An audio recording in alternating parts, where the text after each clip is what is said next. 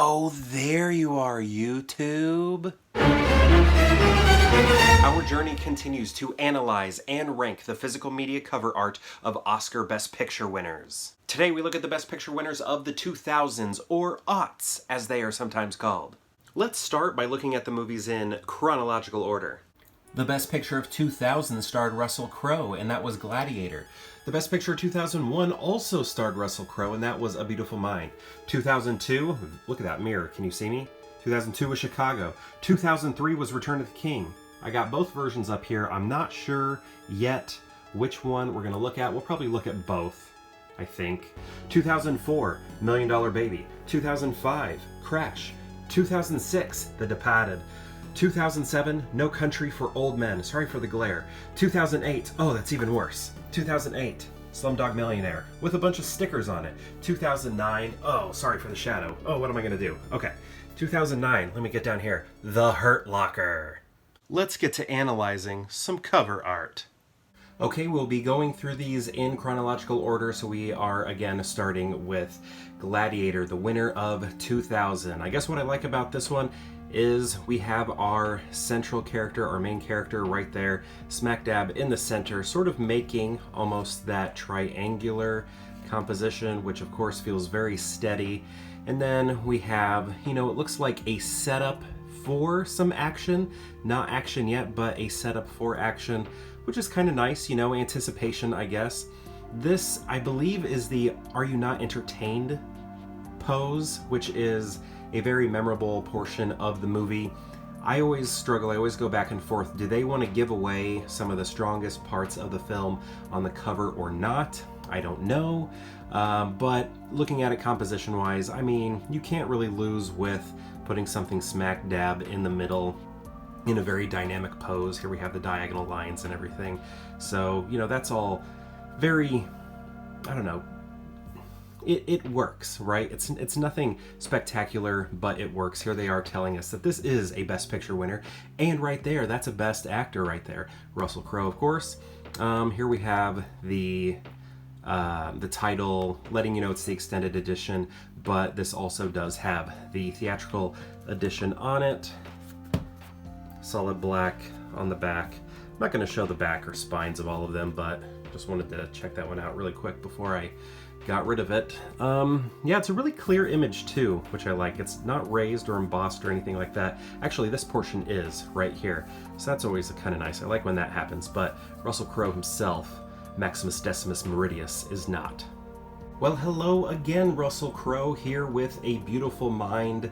I guess, let's see, I don't know. I wish we were seeing more of the math accomplishments, or, I guess just the academic accomplishments he had in his career, where I feel like what we're looking at here is more the paranoia that he is experiencing. And I don't know, there's that scene when he is sort of like, he's trying to like pick up women, him and some of his friends, and then we sort of see like a visual representation of the way his mind thinks and how, each one of them can get a date for the night. And I think something like that would have been better, or I don't know, just something dealing more with his accomplishments rather than focusing on the paranoia here, because that almost gives a wrong, I don't know.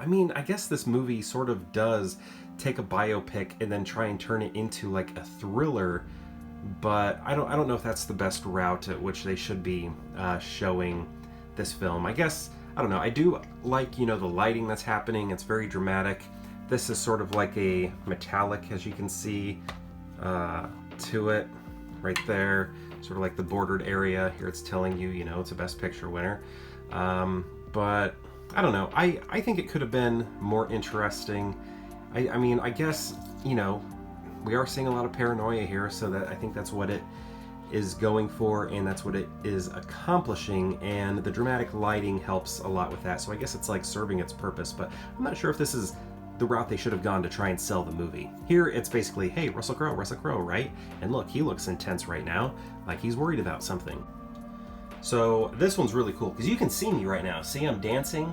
I like the reflective mirror that we have here. That is very fun, and I think it matches Zellweger and Zeta Jones's dress really well. I think it just sort of screams what the movie is, projecting when it comes to the tone and vibe and everything. I think it's very exciting, just like the movie. The big C here for Chicago, that's, also happening right here, which is nice. We have this triangular composition again, which is always nice and stable.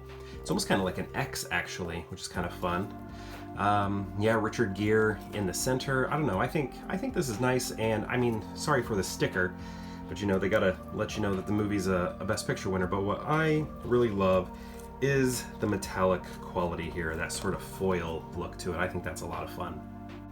Best Picture of 2003 was The Lord of the Rings: Return of the King. Now here what we're looking at is the extended edition, so this is not what I'll be ranking because this is not what won Best Picture. The theatrical version won Best Picture, but I did want to show this off, this extended edition. It has sort of this faux leather to it. It is to look like a book.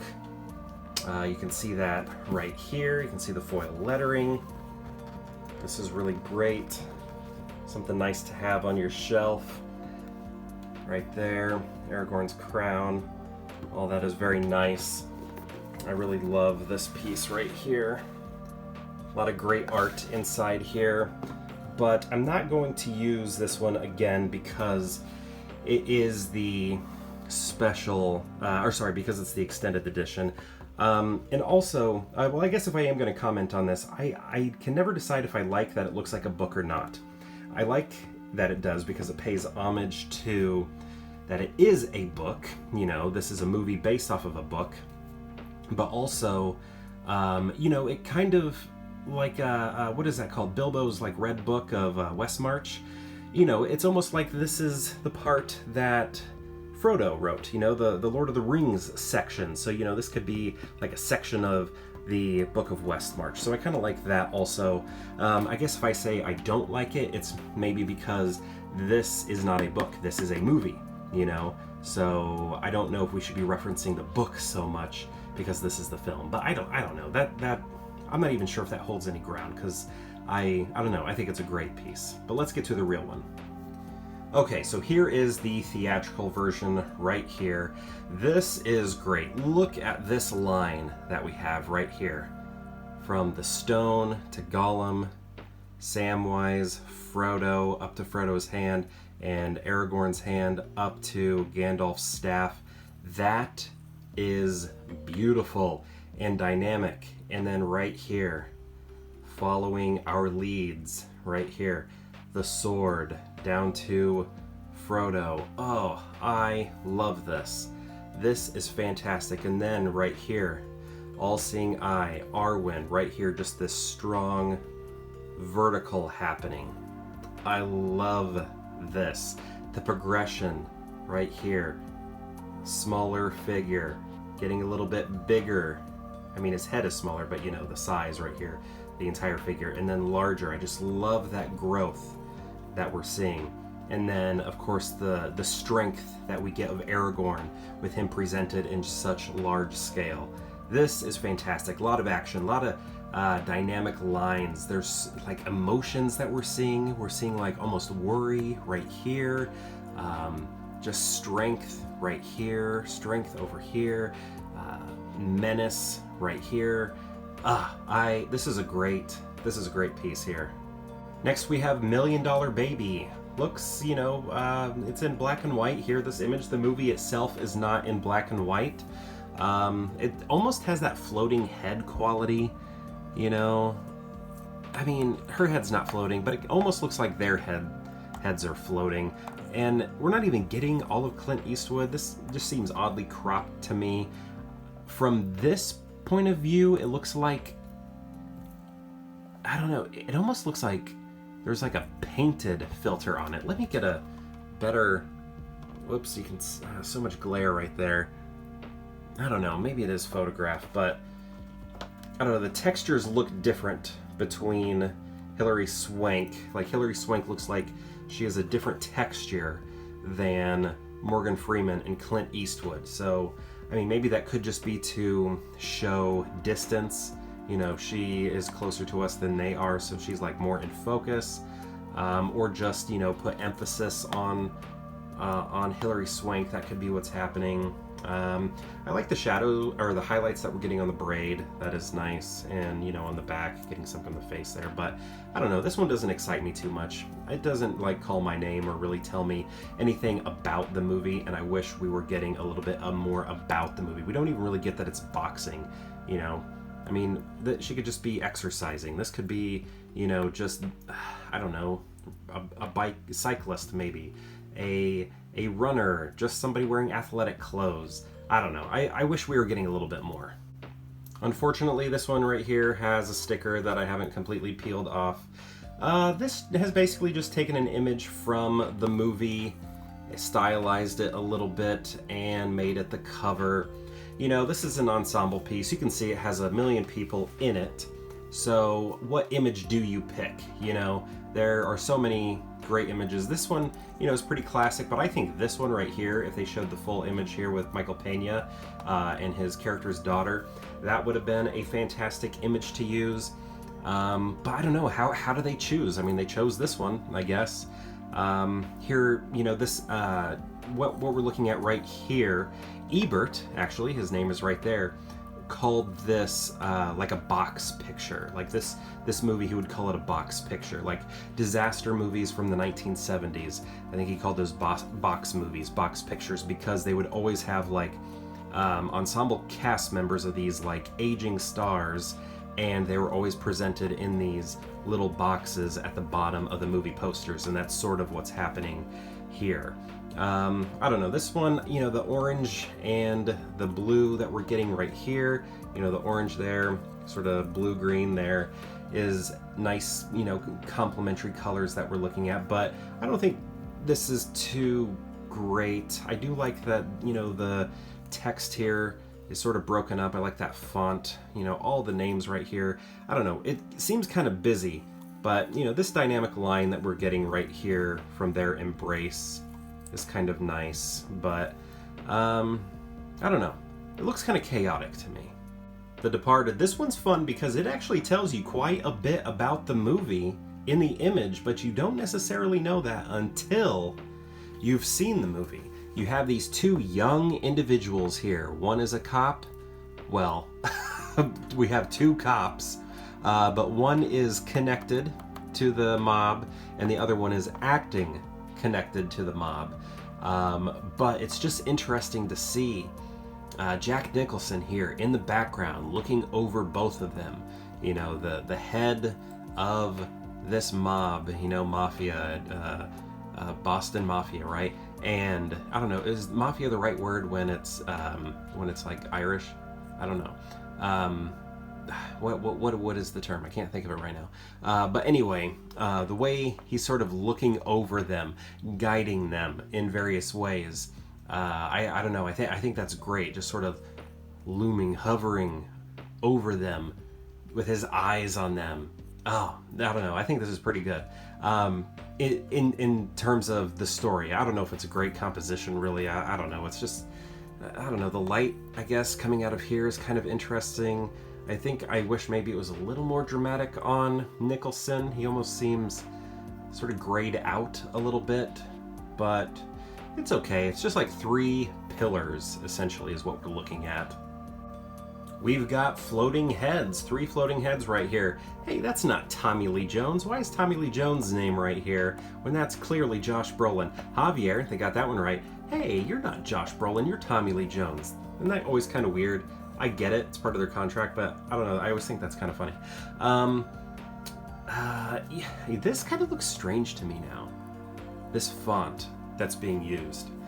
It almost looks like a little too punk rock or something, like stamped, you know? I don't know if I ever noticed that until like this moment. I'm not sure what I think about that. I'm not sure how much that matches the movie. Weird. I don't know, this is weird, this is generic, this is kind of dumb, I think. If they weren't here, if it was just Anton Sugar, I think that would be fine, because this is Josh Brolin's character, so Josh Brolin's on here twice, which I always think is weird.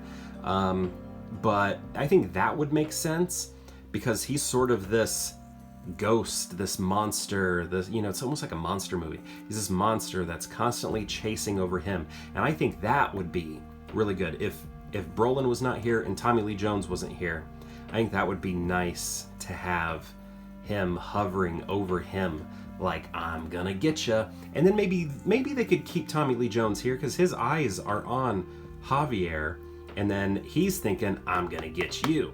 So, you know, sort of a cat and mouse and dog, mouse, cat, dog sort of thing, and then cut Brolin out of here. Then you don't have a nice composition anymore, but that would have been kind of nice for the story. So that's why I say almost cut out Tommy Lee, cut out Brolin here, and just have a large Javier. I think the poster was that way, actually.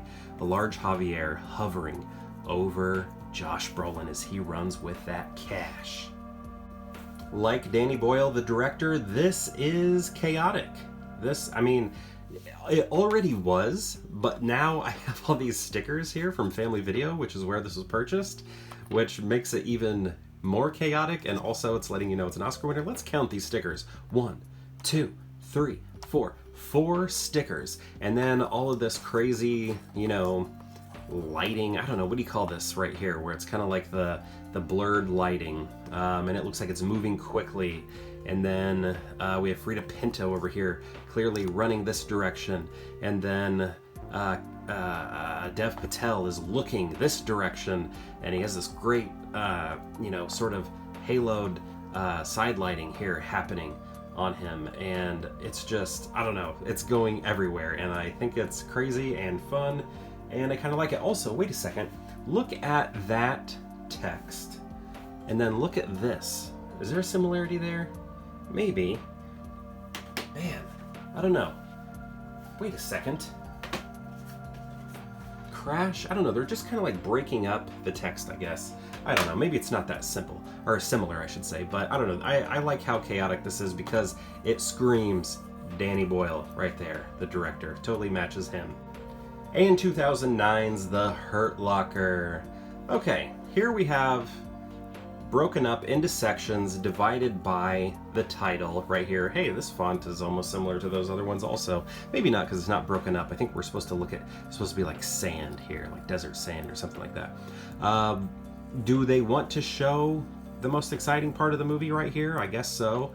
You know, I mean, I guess it gets you to want to watch it.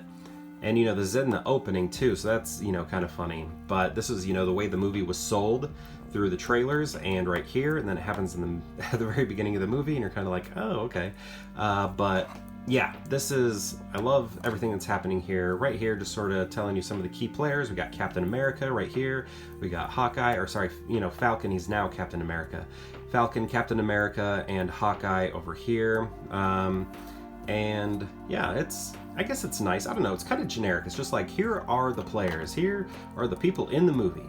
Here is a little bit of action, and here is the title. And we have a bar, a bar, a bar. And I guess it works. It's just, you know, nothing exciting. Now I've got to find a way to rank all of these. How am I going to do it? A little longer than a few minutes later. Okay, I think I got my ranking. Now again, this ranking is of the cover art, not the movie itself, but the cover art. In some ways it's just the image itself, in some ways it's the way it relates to the film. It just kind of depends. It's a mixture of the two, but we are going to go in order from my least favorite cover to my most favorite cover from this decade of the aughts, the 2000s. Last place is right here, $1 Million Baby. It's just, oh, sorry, glare. Oh, okay. It's just not that interesting. I know nothing of what it's about, and I don't know, the black and white image I think just does not quite work for it. Followed by Crash. It's just a little too chaotic, but not in a good way. It's not chaotic the same way that Danny Boyle's Slumdog Millionaire is chaotic, which we will get to. This one is just, it's not as fun chaotic. It's chaotic as in just messy and busy and not good. Here it's just that standard, here's a bit of action, here is the title, and here are some key players. I don't think there's anything too interesting happening here other than, you know, this image, but it was already quite sold in other ways. Right here, we have not Million Dollar Baby, A Beautiful Mind. It sells an aspect of the movie. I don't know if it's the aspect of the film they should have been selling, but I do like the highlights and shadows. Right here, The Departed, the three pillars, but what I like is the way Nicholson's standing in the background looking over the two of them. Next is Gladiator. I just like our central figure right there, the pose he's in, the diagonals, everything that's sort of happening in the background there, setting the stage for what looks like a battle. Yeah, I like the embossed quality here. That's always good. This one is a lot higher than I expected because I really don't like the way these characters are here. I think if it was just Brolin down here and Bardem up here, it would have worked much better, but I do love the silhouette right there. That's just a beautiful image. Unfortunately, that sticker is covering up quite a bit of it, but I still love it. Here is the chaotic mess right here that I just love so much in Slumdog Millionaire, and I just think these stickers add to it almost in a positive way, just screaming Danny Boyle's name more than this cover already does. And then Chicago, it's the metallic quality. Oh, I didn't think I showed this, but here it has that silver quality, but it's almost more like a pewter because it's not reflective.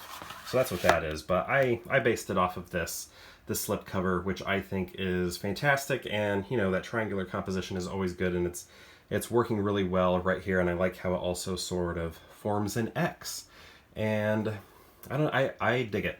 Right here, this one, you heard me gush over it. I don't know, at first, I did not think I was going to love this as much as I did as I was describing it or analyzing it with you. This line right there is what really did it for me. And then the large scale of Aragorn, and then sort of the growth, the progressive pattern that we have right here. Shape getting larger, shape getting larger right there. It's just, I don't know, it's a great image. And, if I had the extended edition in this lineup, it might have also gone here just because I like that faux book quality, that faux leather, all of that's really good. So, yeah. And there they all are. Lord of the Rings, Chicago, Slumdog Millionaire, No Country for Old Men, Gladiator, The Departed, A Beautiful Mind, The Hurt Locker, Crash, and Million Dollar Baby. That is my ranking. So now my big question is, out of this physical media, every movie that you saw here, are there better versions? Because everything that we looked at back here was a DVD. I'm looking to upgrade this stuff if I ever fall into any money. And when I do so, I want some good looking cover art. So out of these movies, do you know of sellers that have amazing cover art, whether it's Steelbook, 4K, Shout Factory, I don't know, just from anywhere, Criterion Collection? I want to know where those covers are, so if you know where they are, please let me know in the comments, because I would like to upgrade some of these. Also, I'm curious to know, out of these movies here behind me, how would you rank them? Based on this, the cover art that we have back here, I'm curious to know how you would rank these movies. Or how would you rank them just as movies? I want to know that too. I'm curious about all of that. And I want to thank you so much for watching this Best Picture cover art ranking, and perhaps I'll see you tomorrow for more Pure Hangout.